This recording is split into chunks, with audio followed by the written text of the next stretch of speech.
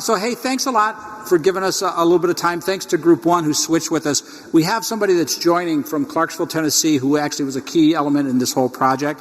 That's Karen. You'll be able to hear and in Hollywood, I think they call it Voice of God. So you'll hear Voice of God. She'll be booming over all of us with her input, and she's covering a lot of slides. So what we plan to do is we'll kind of walk through this. I'll give you a brief overview of who we are. And so you'll see up here, there's 4 of us on the team. I'm Randy. We have Karen, who's joining from Clarksville. Can you say hi, Karen, just to make sure everyone can hear you? Hi. All right, see, it works. And then we have Lucia and Douglas. So the 4 of us kind of came together, and we've got this whole thing figured out, or not.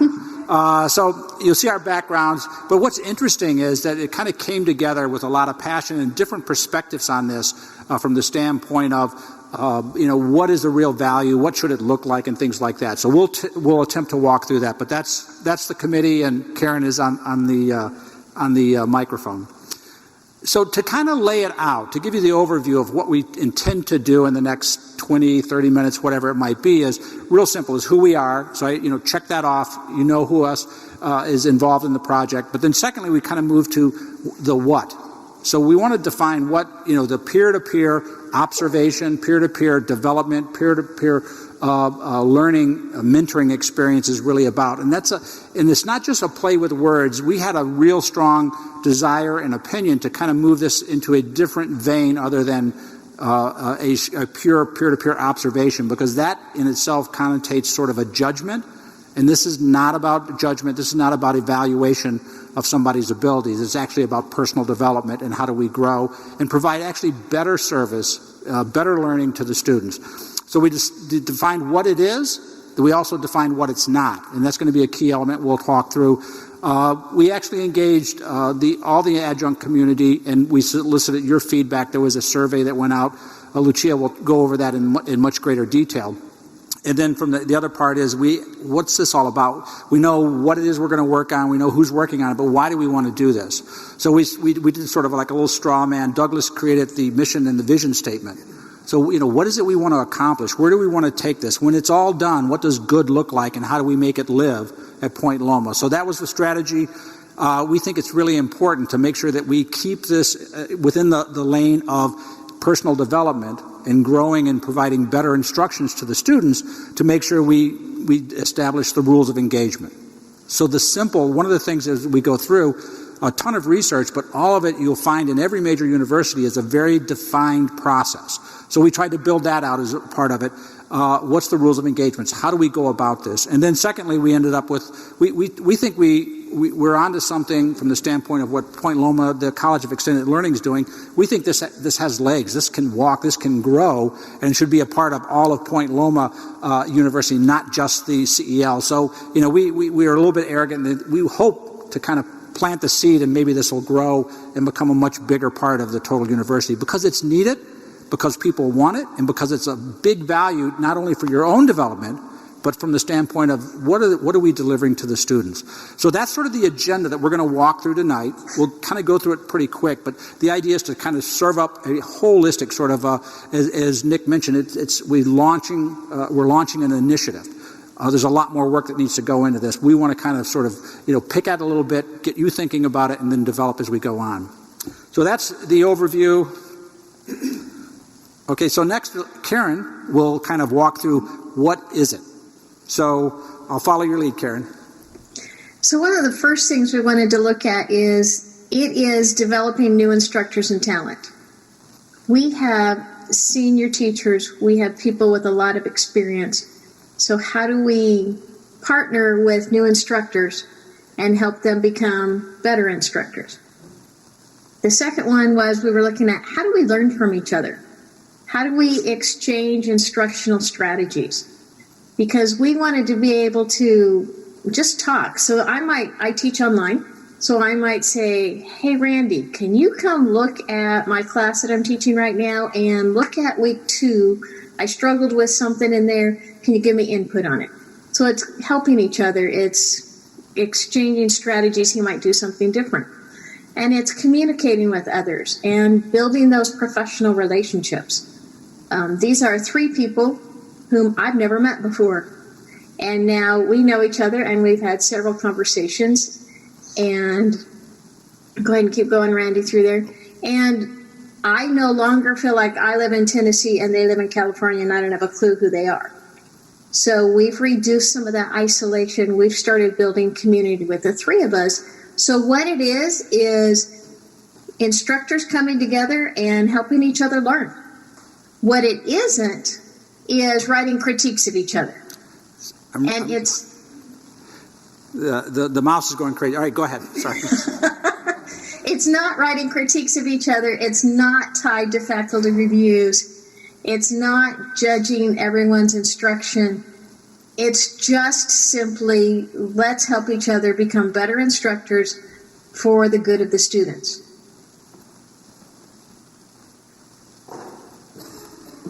We use this one. All right, so I think you all received around mid-December an email containing a survey for you to complete. And the survey was about how you feel, what are your impressions, your needs when it comes to teaching strategies and interactions with students in the classroom. Because before crafting this survey, we wondered, well, how is it important for a professor's success to receive mentoring and to establish a peer collaboration with other faculty members? We all agree that to receive feedback and to be part of the community and to be able to serve our students is very important to receive feedback. So we kind of agreed on the importance of communicating with one another when needs arise, but we didn't know what your feelings, what your feedback were in this regard. And before crafting this survey, we did a little bit of literature review because we wanted to assess the success rate of universities who have already established a strong mentoring and collaboration peer-to-peer program. And what we found out is that universities that actively implemented and successfully achieved initiatives involving mentoring and peer learning actually promote a better interaction between faculty members. They help teachers to overcome the sense of isolation that may arise, especially when they teach online.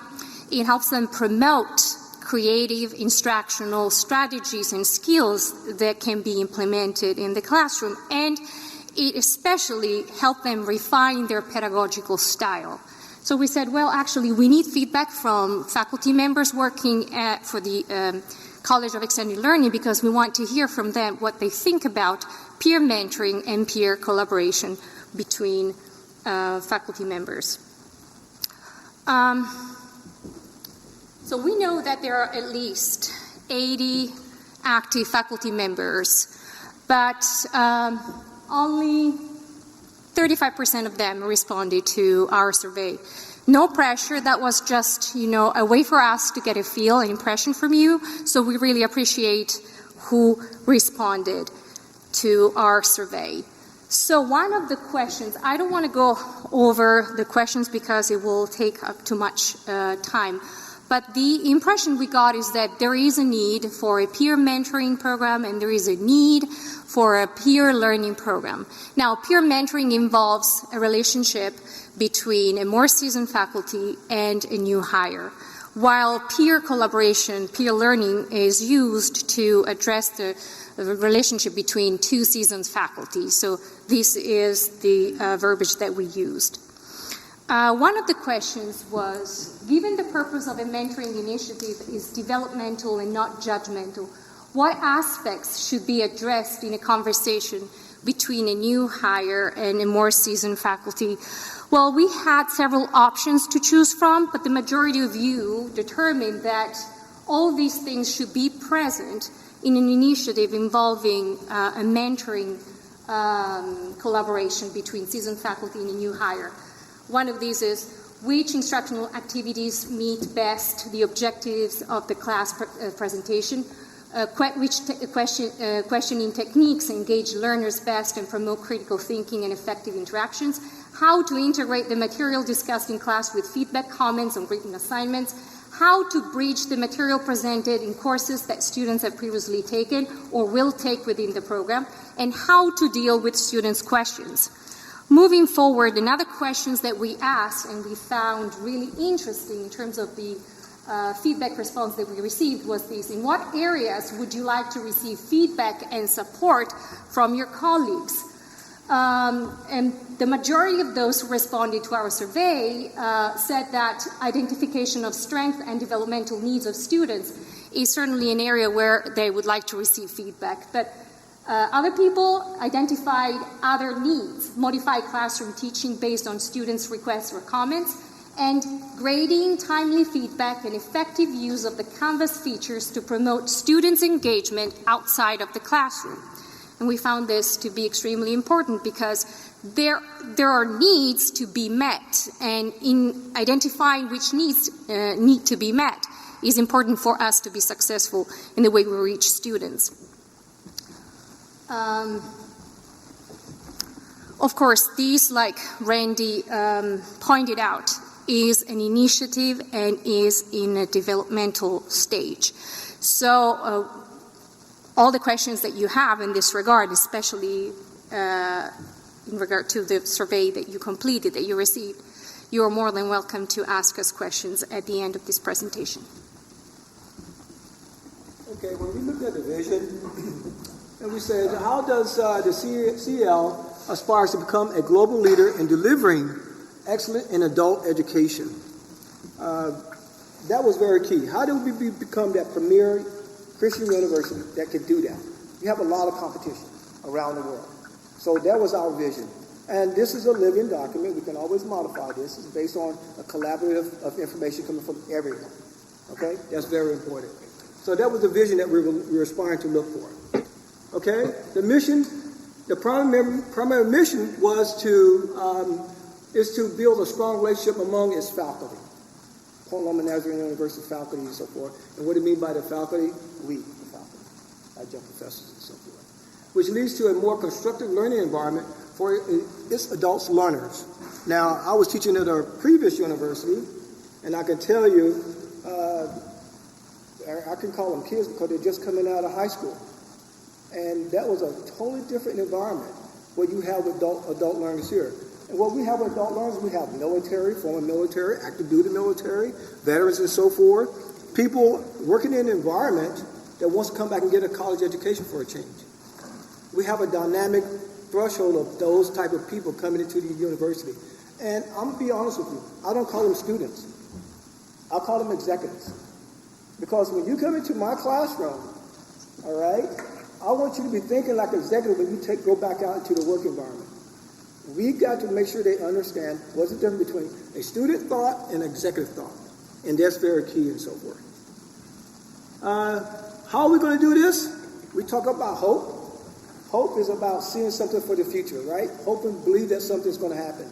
So what we look at, use peer mentoring learning to produce extensive and balanced adult education program that emphasize extraordinarily quality. I didn't say great quality, I said extraordinary quality in inventive instructions at the undergraduate and graduate levels.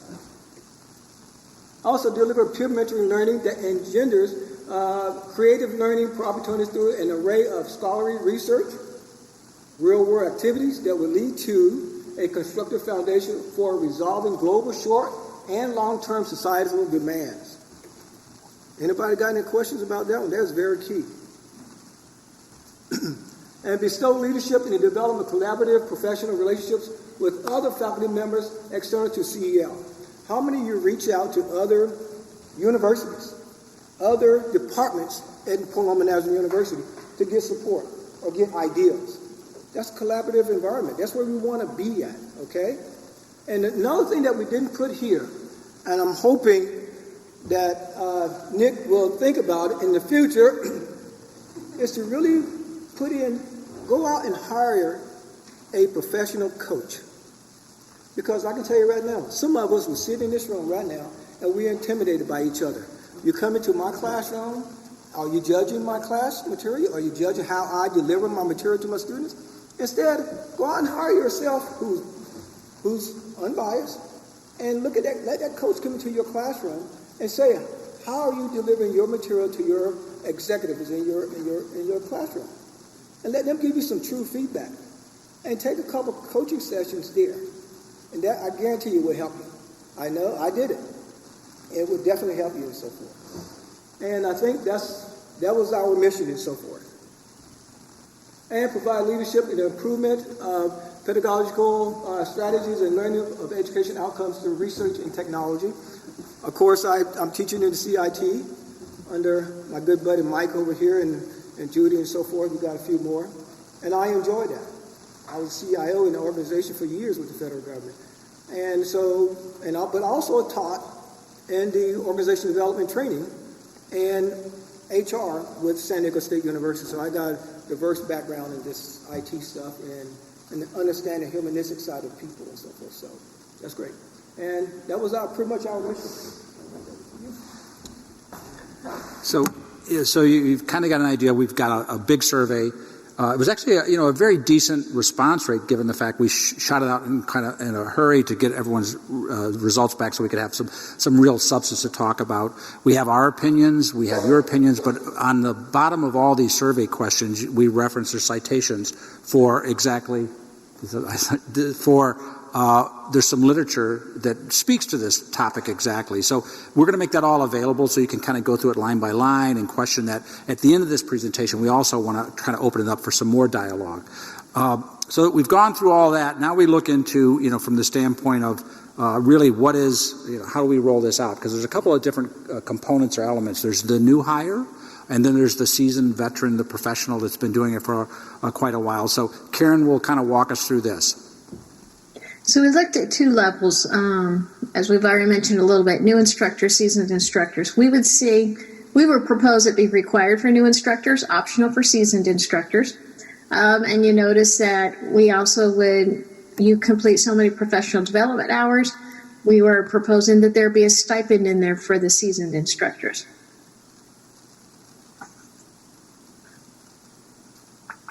And then so when we're looking at new hires, I'm not going to read through all this because you'll get a copy of this and you can see this, but the idea is if I'm a new hire, I am required to observe maybe 3 instructors and then have those instructors, we reverse roles. So I observe them, they observe me, we go both ways, we talk about it, what did I learn? Again, it's not a judgment and it's not what could you do better, it's what did I learn from you?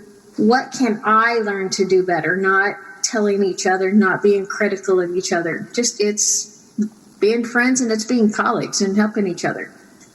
And then we put out that we probably should be completed within the first 6 months, that there would be a peer engagement form. There would be some forms that need to be developed. We don't have those. But when you see this slide deck, there's lots of universities doing this, and they already have some of these things done. So we can use what they have done and tailor it to Point Loma. When we look at seasoned instructors, it's a little bit different. It's not required. It's more of let's talk about a time I want to come in and watch what you do because I hear you're doing a great thing there, or I'm really struggling in this. Can you come help me? It's a helping each other. It's being peers together. It's observing student engagement. There's a key piece in all of this that when we found in the literature is the students have to be informed that this is not focused on them. The students aren't being observed. We're just helping each other. We're teaming with each other. And then as you see this one, and I know I'm going through this really fast, but I know you're going to get a copy of this. Again, it's filling out a form for professional development hours, but not for administrators to use. It's not a critique. But we also want to make sure that we emphasize it can be face-to-face or it can be in an online class. It can be both ways.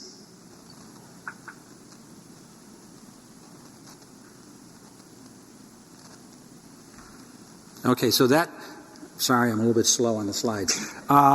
So that's actually, there's a lot so what you've seen is just sort of this shotgun approach. We've covered a lot of ground and we've done it very superficially. You'll get a copy of the deck. But the key thing to remember as we kind of go through this, there is a lot of literature, there's a lot of major universities that are using this. Collectively, as a team, we felt it was really important to sort of understand this, dig it out. But then if you go back and when you get a copy of this, look at the response rate and how everyone responded to this idea of a peer-to-peer development, mentor, observation. We really focused ourselves on staying away from the word observation. It's really more about development and mentoring. But when you look at your responses, I mean, I told Aaron earlier that like if you didn't respond the way we wanted you to, we threw those away and we just used the ones that were really. That's not true. But you'll see that in total, 28 people that responded actually agree. So there is a absolute sort of a undercurrent here that this is needed. The other key point I want to kind of call out on all this is there's two defined areas: new hires and then the seasoned professional. I know when I started teaching about 3 years ago at Point Loma, there was no onboarding, there was no mentoring, it's basically here's your syllabus, here's your Canvas, you just go teach it. Now that's good. From the standpoint, it gives you a lot of flexibility and latitude. It's bad because you become isolated. And just in the last 6 months or so, it's like I know a bunch of people now. This is kind of cool. I walk in and I recognize a few people. Working with Karen, actually I had seen some of the videos Karen had made for the instructions, and I've seen her as a part of the Canvas course, but not. So now we're working together, and it's interesting. Douglas and Lucia and us. It builds this idea of community. When you have community, you have communication.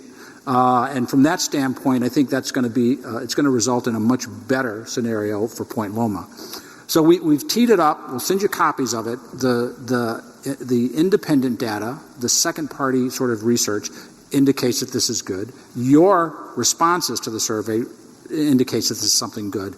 Then collectively, from our experience, and there was 4 of us, but these guys drew the short straw by having me on the team. But these guys really know what they're doing. So we feel it as well. So that should be driving, I think, all of the Point Loma community, certainly at the CEL, to start talking about this, to start creating, as Nick mentioned, this is just launching the initiative. We've created a timeline, and this is kind of the way we see it. It kind of rolls out in phases or stages. First is what we've just gone through. We had a ton of phone calls and video conferences and an inordinate amount of emails just talking on this because it was sort of uncharted ground for all of us. So we've got to that point. We bring it to you today is really sort of the second stage, and we created an action plan. We think we lay out these things. You have to have rules of engagement. You have to have a standard or a prescribed way for new hires versus the seasoned professional. There's got to be a certain format to it. So we think we've kind of pulled all the pieces together to really start to build out on this sort of an idea. And I think that will probably come in learning communities, because I know everyone's going to sign up for them now. But this just tees it up. It's got to be followed up on. So we think really this next stage is the action plan. The action plan itself is, it has to be approved by the university.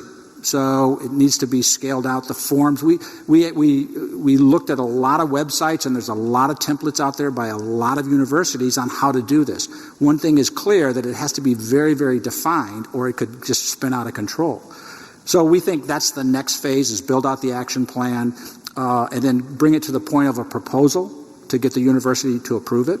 And then in fall of 2019, launch it in a pilot. Maybe it's in just one instructor, maybe it's one college, one curriculum, but whatever it is, let's try it. Let's just do the litmus test to see if this thing's going to work or not. And then we think within a year, roll it out for full implementation. So we're being certainly loyal to the CEL, but we think this is something that all of Point Loma Nazarene University should be incorporating. Going back to the mission and the vision, this is all about focusing on, making the best environment, the best experience from a learning standpoint.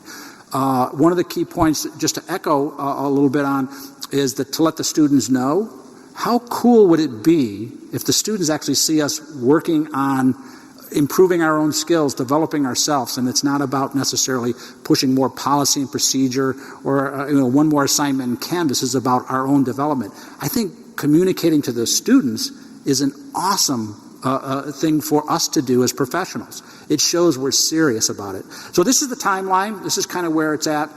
We think we've kicked it off. We've kind of like scratched the surface on it. The next step is to kind of over the next 3 months, 4 months to really develop it to a proposal so we can launch it. At this point, so we covered a lot of ground. We really want to open it up. We had the surveys, it's somewhat, we got it out there. We had a good response.